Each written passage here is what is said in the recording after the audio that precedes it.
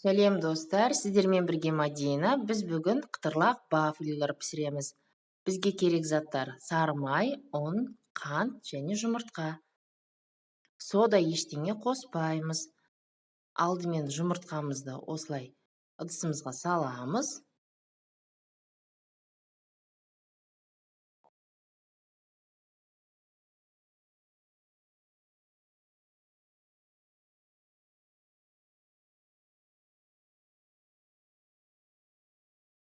Оның үстіне қантымызды саламыз. Енді жақсылап венчикпен араластырамыз. Егер сізде венчик болмаса, шанышқымен араластырсаңыз да болады. Енді үстіне сары майымызды саламыз.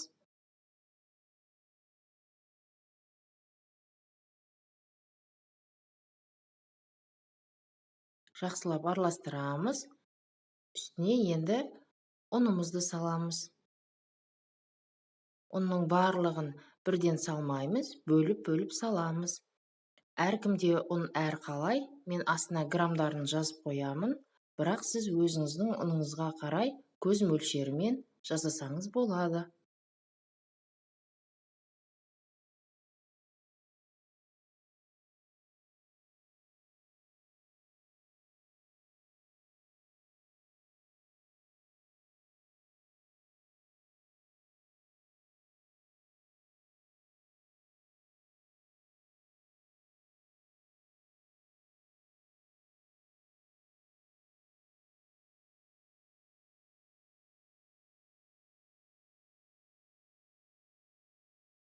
Мінекей соңғы ұнымызды салып, жақсылап араластырамыз.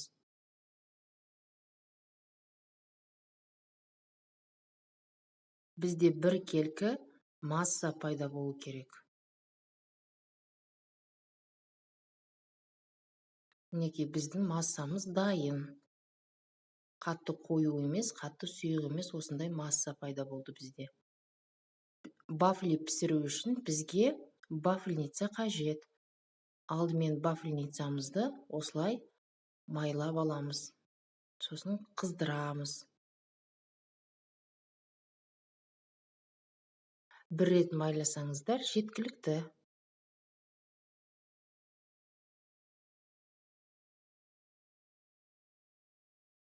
Неге біздің вафельницамыз қызды. Енді мен кішкентай ожауменен бір ожау осылай құйдым. Сіздер үлкен ас қасықпен 2 қасық, әйтпесе 3 қасық құйсаңыздар жеткілікті.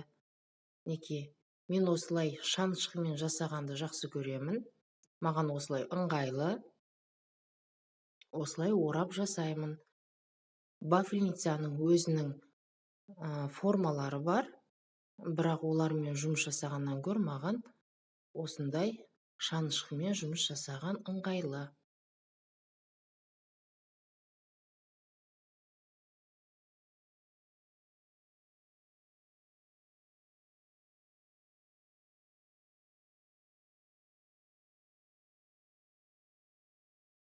Неге осылай шанышқымен оңай орасаңыздар болады.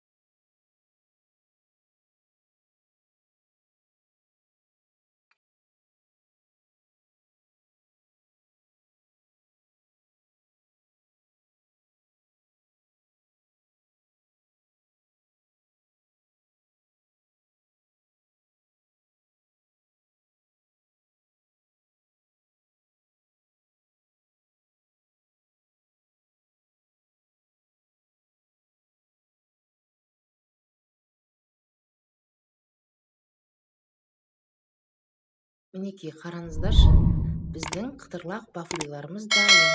тез әрі оңай жасалады. Достар, сіздер де үйде осылай балаларыңызға, жақындарыңызға үйде жасап беріңіздер.